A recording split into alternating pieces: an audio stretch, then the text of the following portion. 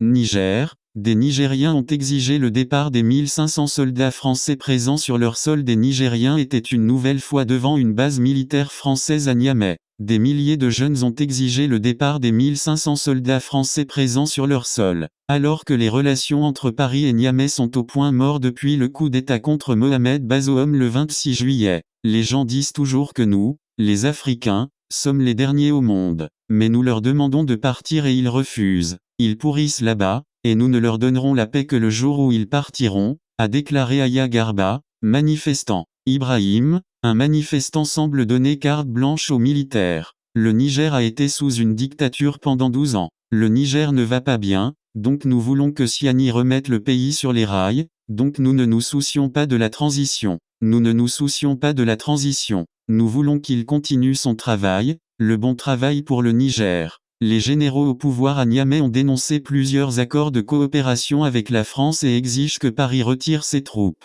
Le rapport de force se durcit entre les pays sahéliens et la France qui, enferrée dans une posture de fermeté, cherche en vain une porte de sortie à la crise provoquée par le coup d'État militaire du 26 juillet au Niger. Vendredi, le président français Emmanuel Macron a déclaré que l'ambassadeur de France à Niamey était pris en otage par la junte au pouvoir et qu'il ne s'alimentait plus que de rations militaires. Paris ne reconnaît pas les nouvelles autorités nigériennes et refuse à ce titre le départ de l'ambassadeur Sylvain Ité exigé par les putschistes qui ont défait le président Mohamed Bazoum, aujourd'hui en détention dans son palais. L'entêtement irréaliste de Macron avec un discours aggravant l'impression d'un paternalisme a perdu la diplomatie française dans ce dossier, juge Bakary Samb, directeur du Timbuktu Institute de Dakar. Selon lui, la hantise de voir le départ du Niger marquer un déclic dans toute la région a dû peser sur l'entêtement français. Hélas, la France se trouve désormais dans un cercle vicieux. Pour Antoine Glazé,